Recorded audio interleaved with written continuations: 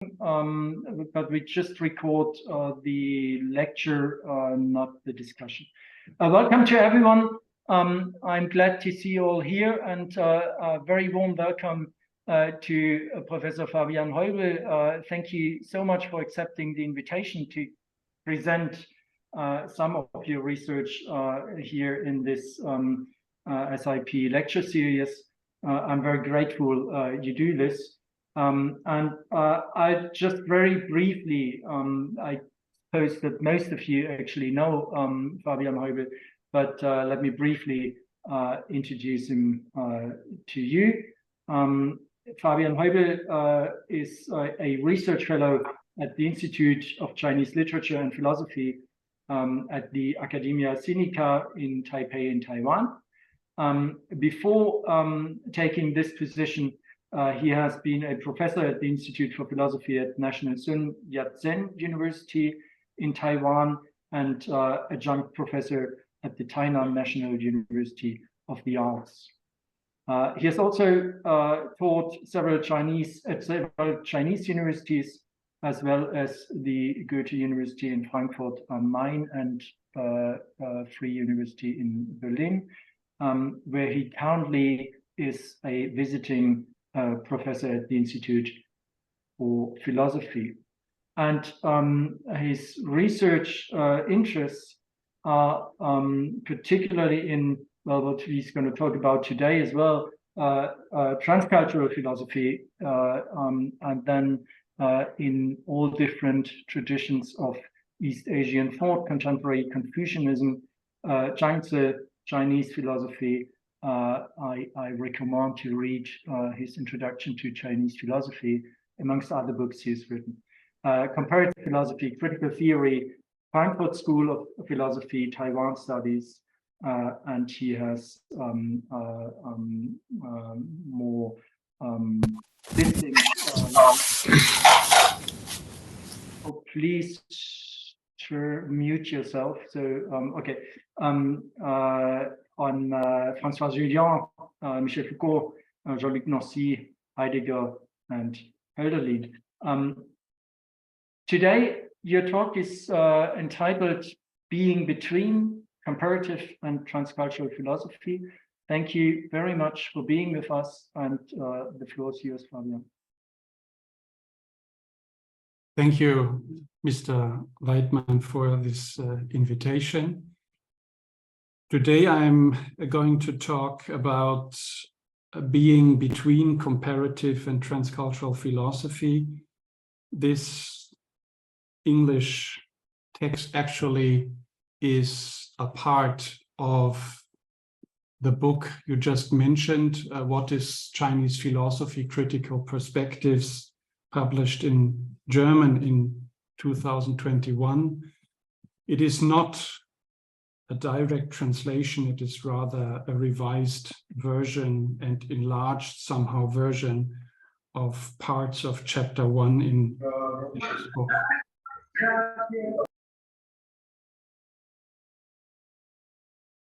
Yeah, my starting point is the relation of being and between, and to speak about being between comparative and transcultural philosophy is the methodological part of this paper, and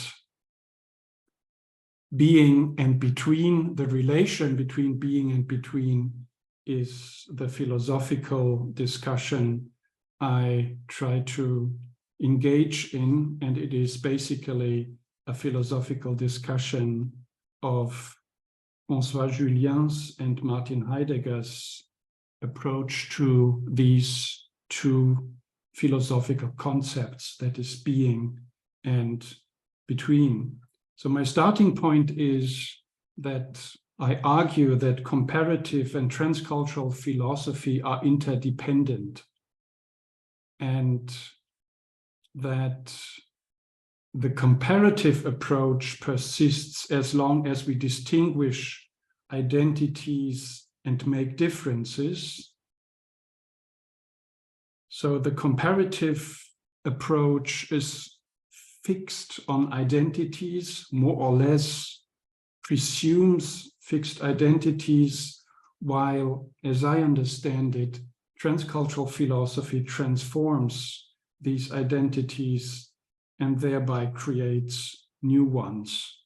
The relation between comparative and transcultural philosophy is what I call intercultural philosophy. So in this talk today, I try to explain the relation between comparative and transcultural philosophy by connecting François Julien's comparative and Martin Heidegger's transcultural understanding of being, sein, and between, zwischen. In part one, I argue that by turning between and being into opposing paradigms of Chinese and Greek thinking, respectively, Julien causes both to become more or less fixed representatives of different cultural identities within a comparative framework. Greek thinking thus ossifies into traditional metaphysics, and Chinese thinking ossifies into the non-metaphysical thinking of immanence.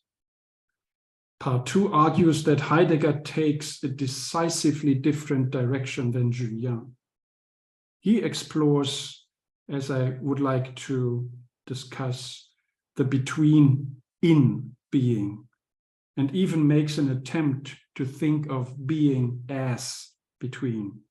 Heidegger's invocation of Greekdom is undoubtedly Eurocentric, but ironically, Heidegger's Greek thinking is less Eurocentric than Julien's Chinese thinking, because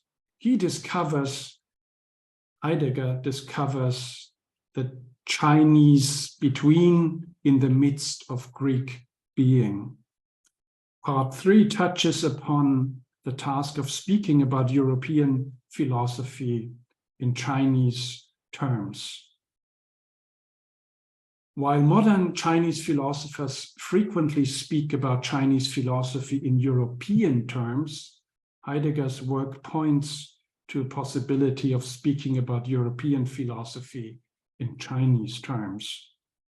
Because Julien and Heidegger both connect Greek and Chinese thought, it seems to me that the discussion of their different approaches is helpful in clarifying perspectives for intercultural philosophy between China and Europe. In today's presentation, I will focus on part one and part two, that is Julien's and Heidegger's perspective on being and between. So part one, being, Greece, or between China. François Julien sees himself as a philosopher, Hellenist, and sinologist. To overcome the musealizing tendency of separating the modern world from classical antiquity, he initiates an intellectual movement between Greek philosophy and Chinese thinking. He repeatedly notes that he began, quote, to learn Chinese in order to be able to read Greek better, end of quote. The title of one interview even reads, A Greek's Detour Through China. He hopes to revive ancient Greek philosophy in contemporary Europe by going on a detour through ancient China and by constructing a productive gap, écart, as he calls it in French, between the two. He thus wants to preclude unproductive and fruitless comparison. Julien has persistently pursued this idea of gaining a new and better understanding of Greek philosophy via a detour through China, producing several related works. So at this point, I may emphasize that Julien has, for me, has been a very important scholar doing research between China and Europe. For me, he is one of the most important 20th century sinologist philosophers who really takes a philosophical approach to Chinese thought. And this, of course, distinguishes him from many sinologists who are not philosophical in their approach. What is striking about Julien's attitude is the strong affirmation of his Greek identity. And he obviously does not consider himself as Chinese.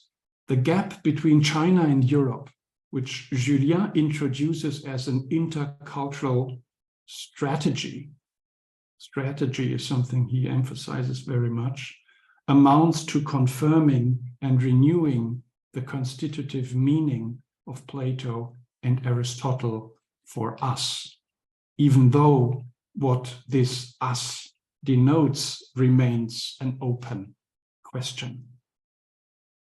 Julien's understanding of a dialogue, which plays with the double meaning of the Greek dia as a part divided and through, or through and through, corresponds to intercultural betweenness.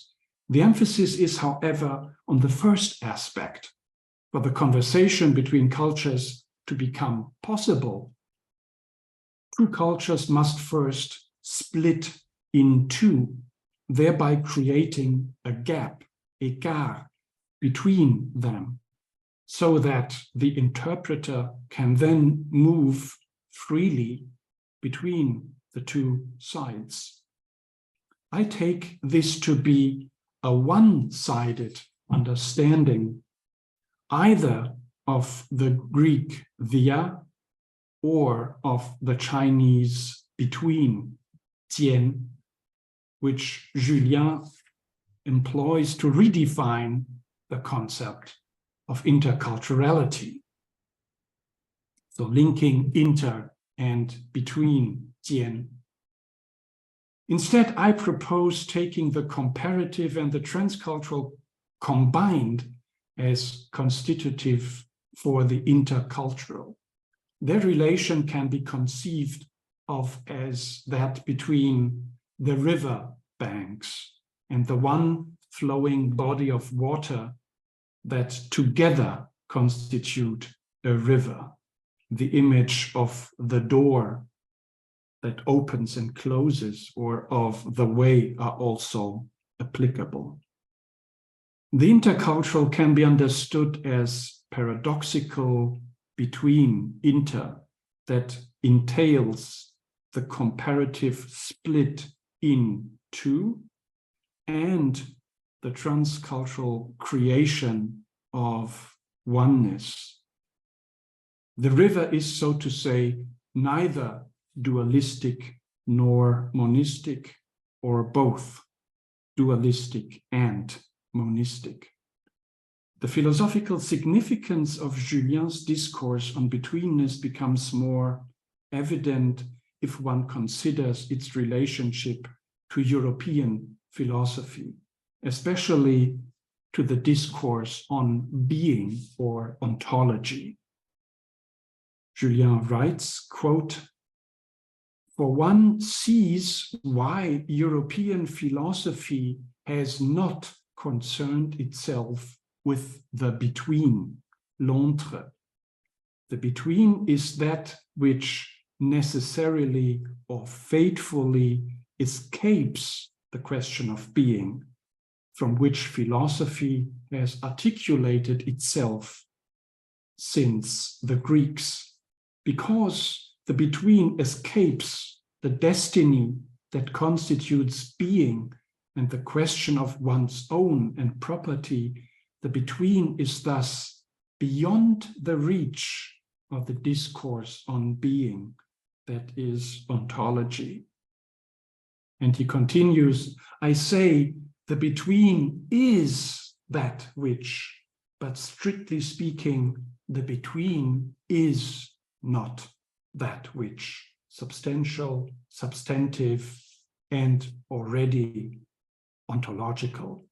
The between has no per se, cannot exist by itself. Actually, the between is not.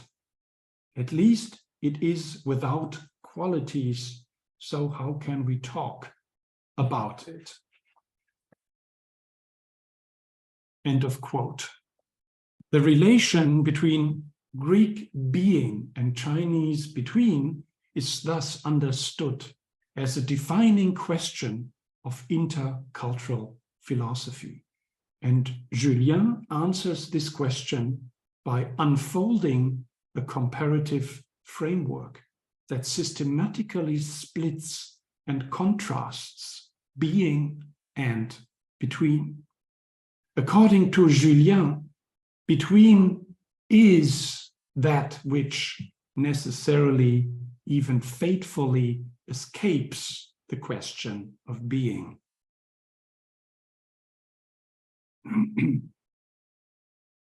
Strictly speaking, it is not even possible to say whether it is or whether it is not. The between is neither being, sein, nor nothing, nichts. It cannot be an ontological concept. Consequently, a Greco-European philosophy of being, which Julien identifies with philosophy as such, and a Chinese thinking of between are opposed to one another. Because for Julien, China has not developed a philosophy of being. We cannot speak of Chinese philosophy in his point of view. So he consistently speaks of Chinese thinking instead of Chinese philosophy. While in Greece, being has been thought, in China, necessarily and fatefully, the between has been thought. The use of the between, l'entre, zwischen, as a noun testifies to how alien the between still is as a concept in contemporary philosophy, although it can at least be traced back to Heidegger's being and time.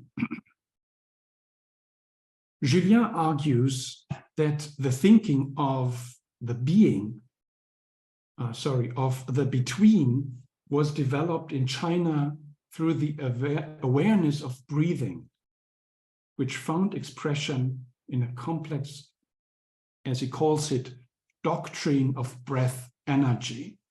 And I quote him, in Chinese thought, he says, what we reify as the real is what we call real in words like breath, flow, flux, and breathing, qi. Energy is still too Greek. So to translate qi as energy is something he problematizes. And he continues, and the between is, or rather serves as that from, through which all emergence, avènement, takes place and unfolds. End of quote. Here, Julien considers energy to be too Greek as a translation, although elsewhere he translates qi as breath, energy, souffle, énergie. It is also worth noting that this translation is itself hybrid, that is souffle, énergie, or breath, energy, because it combines the Chinese concept of breath, qi, and the word energy borrowed from Greek. But at the time, creates a distance between them with the use of a hyphen. Such a gap is already a promising approach, I would say, to philosophically determine the between, but one that Julien prefers not to take. Instead, he sharply contrasts being Greece on the one side and between China on the other. And I quote him again, he says, "It is true that we cannot think the between, for the between has no being. That is the reason why this thought has eluded us for so long, because the Greeks thought of being in the sense of being that is in the sense of destiny and quality, which is why they dreaded the undetermined. They were unable to think of the between, which is neither one nor the other, where each is covered by the other, removed from itself and its peculiarity. For the between, which is neither one nor the other, has no self, no essence, nothing of its own. More precisely, the between is not." End of quote. From the perspective of Julien's contrast between European ontology and Chinese process thinking, the possibility of an ontology of the between must appear absurd. In the context of an ontology that insists on the traditional division of being Parmenides and becoming Heraclitus, such an ontology is indeed unthinkable. Nonetheless, one of the most important developments in 20th century European philosophy consisted exactly in thinking the possibility of an ontology of the between. An ontology that is neither one of being nor one of becoming. The possibility of an ontology of the between, eine Ontologie des Zwischen, already heralds the possibility of an ontology of breath, or an ontology of breath energy, which is excluded from Julien's comparative framework. The emergence of an ontology of the between makes the transition from a comparative to a transcultural approach necessary. So I personally am very interested and more interested in the topic of a philosophy of breath, or a philosophy of breath change, as I now like to call it, which has very strong ontological implications. And to understand what kind of ontological implications this kind of philosophy of breath has, I think it is worth looking into Martin Heidegger's discussion of the relation between being and between, or betweenness. Now the second part, which is called being as between. So for Julien, between is not, and I think for Heidegger, between has been an understanding of being. So in his philosophy, we can see a movement towards the understanding of being as between. The extent to which 20th century European philosophy has undermined the distinction between the European philosophy of being and the Chinese thinking of the between is evident in Martin Heidegger's new way of conceiving ontology, in which the between, zwischen, emerges as a major philosophical concept. So there already has been quite a lot of research on the topic of between, zwischen, in Heidegger, which I find very important and interesting. While for Julien, the between remains irrevocably fixed in the realm of the non-ontological, Heidegger's way of thought links between and being, and thereby opens up the possibility of thinking the between ontologically. Heidegger and Julien both develop the between within a discourse that connects antiquity and modernity, East and West. But while Julien wants to keep Greek antiquity free of the thinking of the between and focuses on the question of why Greek philosophy ignored or even excluded its importance, Heidegger takes a decisively different direction. He explores the between in being and even makes an attempt to think of being as between. Most of the time, he does this within the context of classical Greek literature, that is, without explicitly referring to Chinese sources. How Heidegger thinks being as between is a complicated question, which I can only outline briefly here. As is well known, Heidegger's approach to a pre-Socratic, pre-metaphysical understanding of being revolves around the relation between going up and going down, aufgehen, untergehen, ascending and descending, rising and setting, appearance and disappearance, concealment and unconcealment, lighting and darkening. He is mainly concerned with flowing transitions, not with fixed states. Instead of emphasizing the sharp contrast between light and darkness or day and night, he is looking for a language that allows intermediate stages to be described, a language that turns its attention to transitional phases that are often hardly noticeable. He tries, so to speak, to think of being from the transitional betweenness of sunrise and sunset, dawn and dusk.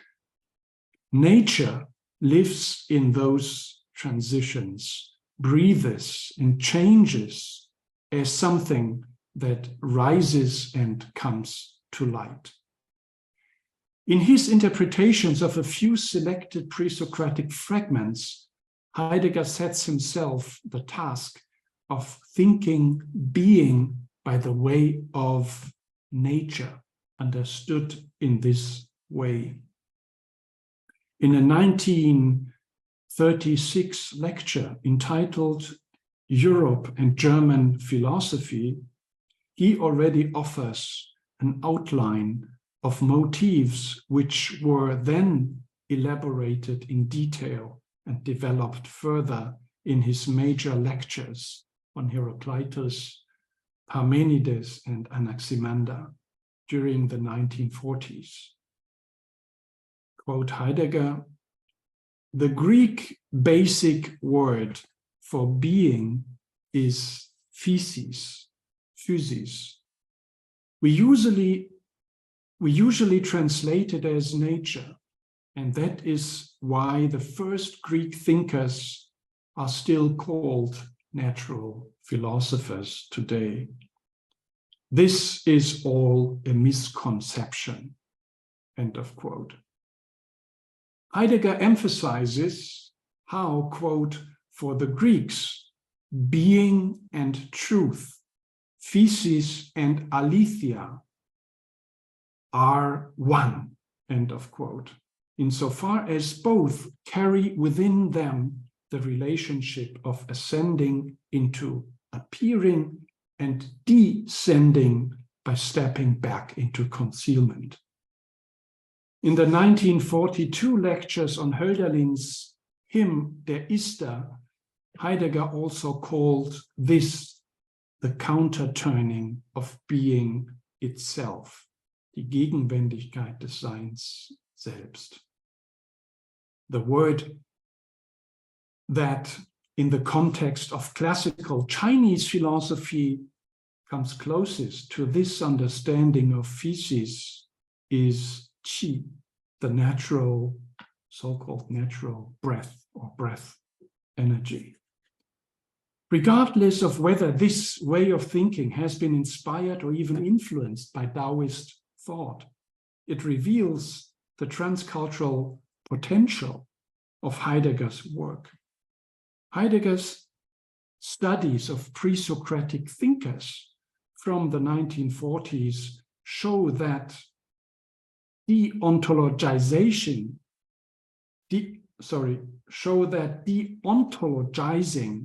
the Greek discourse of being does not necessitate a detour via the Chinese discourse of being.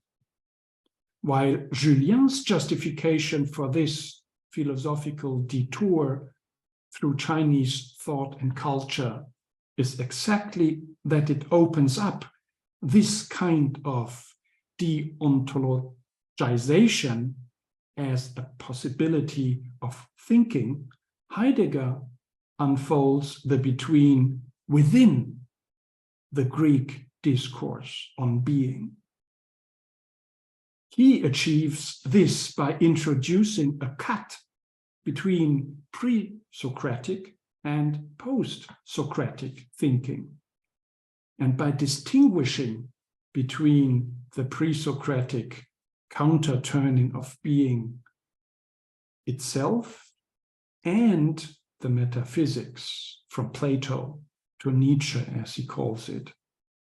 Thus, Heidegger's perspective is counterintuitively, when confronted with this relation between China and Greece, more creative, I would say.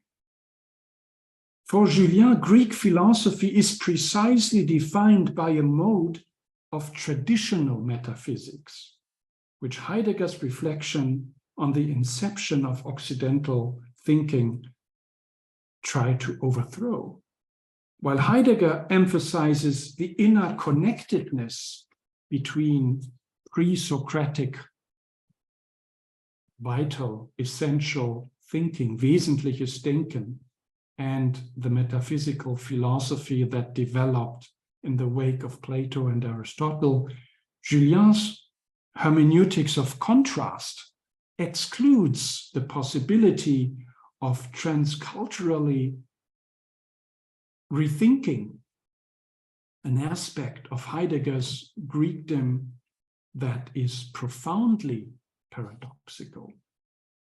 When he consciously enters into conversation with East Asia, his discourse, Julien's discourse, remains strongly attached to comparative stereotypes.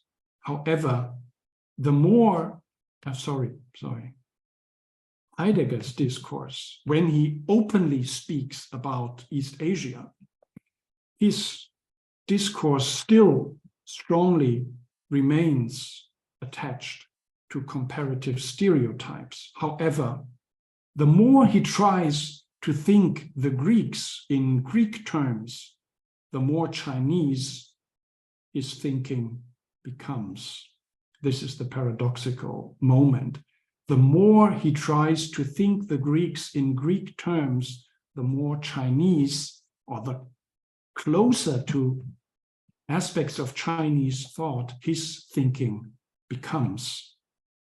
In other words, when Heidegger tries to think more Greek than the Greeks, his way of thinking comes particularly close to a Chinese thinking expressed in the Taoist writings of Lao Tzu and Zhuangzi. Gadamer once ironically describes one of Heidegger's interpretations as, quote, somewhat Chinese, end of quote. Somewhat Chinese meaning, Chinese in the sense of incomprehensible, very difficult to understand. But this interpretation strangely ceases to sound incomprehensible and foreign as soon as it is really perceived and read as Chinese. That is, from the perspective of a Chinese thinking, which in Julien's case is contrasted to Greek thinking in a comparative way. Seen in this light, efforts to trace and prove the influence of East Asian and especially Taoist sources on Heidegger's thinking only scratch the surface, because they try to assign unambiguous identities as if it were clear what Chinese or Taoist thinking is. It is through the transcultural entanglement of Chinese and Greek sources that we arrive at a new, more fluid, although still comparative understanding of those two different paradigms of thinking. From this perspective, we may ask the far-reaching and intriguing question of why Heidegger's thinking becomes particularly Chinese when it wants to be particularly Greek. Why and how does Heidegger's Greek thinking turn into Chinese thinking? This question opens up a way of transcultural thinking, whose paradoxical counter-turning, Gegenwendigkeit, radically upsets and disturbs the ordinary perception of both Chinese and Greek thinking. Heidegger has always masterfully thought against himself. It is therefore perhaps quite appropriate to think in this counter-turning way with Heidegger against Heidegger. He suspected more radically than other 20th century philosophers that the necessary conversation with Asia would be a long journey, a long, winding and hardly accessible pathways. Heidegger's attempt to link being and between are developed above all in this extensive and very detailed commentaries to a small number of selected pre-Socratic fragments. Hermeneutically, he moves in tiny steps, the respective weight of which is difficult to estimate. Julien's distinction between being Greece and between China, however, unintentionally helps us to understand how huge the step is that Heidegger takes by uncovering the traces of a pre-Socratic way of thinking in which being was thought of as between. Heidegger discovers the Chinese between in the midst of Greek being. Seen from this transcultural perspective, pre-Socratic thinking is closer to classical Chinese thinking than the post-Socratic, Platonic metaphysics. The paradigmatic turn from pre-Socratic thinking, which is, as Heidegger says, not yet metaphysical, to post-Socratic thinking, thus corresponds to the relationship that Julien describes between non-metaphysical Chinese and metaphysical Greek thinking. In any case, Heidegger's studies on the beginning of Occidental thinking bring to light that Chinese between and Greek being do not have to be distant and foreign to each other, but can come close to one another, very close indeed. From this perspective, it seems absurd to sharply juxtapose a Chinese thinking of between and a Greek philosophy of being, and even base a whole model of intercultural philosophy upon that distinction. Julien's Entre can be read as an intercultural elaboration of Heidegger's Zwischen. However, by turning between and being into opposing paradigms of Chinese and Greek thinking, respectively, Julien causes both to become ossified, I would say. Greek thinking ossifies into traditional metaphysics, while Chinese thinking ossifies into the non-metaphysical thinking of immanence. These reflections offer a glimpse into the transcultural entanglement of Heidegger's reinterpretation of pre-Socratic thought, which is still largely unexplored insofar as it connects Chinese, Greek, and German philosophical sources in a highly experimental and surprising way. Heidegger's invocation of Greekdom is certainly Eurocentric. Some of Heidegger's statements undoubtedly support such a reading.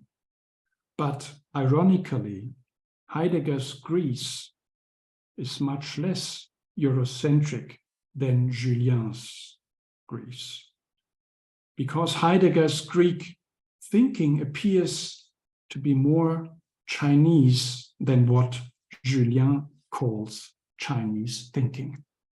So thank you very much for your attention.